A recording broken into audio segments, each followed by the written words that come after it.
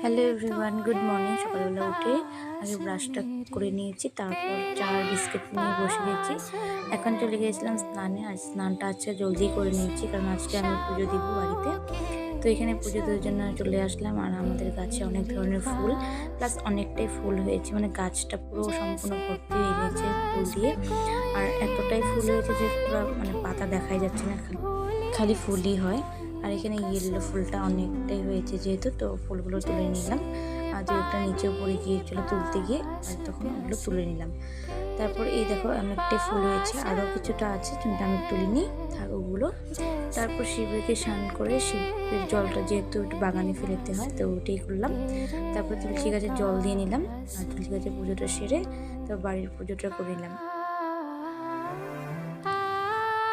এখন চলে আসলাম হচ্ছে আমাদের মানে আমার জন্য একটু সুজি বানাতে, আর সুজি আর দুধ দিয়ে খেয়ে তারপর চলে আসলাম আমাদের ড্রয়িং রুমে। আর ওইখান থেকে মানে ড্রয়িং রুমটা একটু ছাপা করে নিয়েছি, যেহেতু আজকে আমাদের ঘরে কিছু লোকজন আসবে, এমনি আমাদের ফ্রেন্ডগুলো।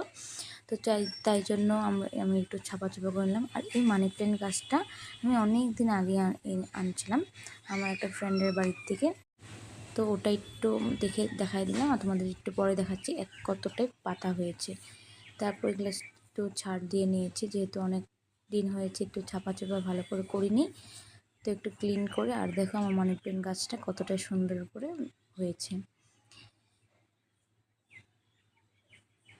এরপর চলে আসলাম লাঞ্চ করতে, আর লাঞ্চে ছিল ফ্রাইড রাইস, পনির তরকারি, আর ছিল বেগুনি। লাঞ্চ করে চলে গিয়েছিলাম বাজারে আমাদের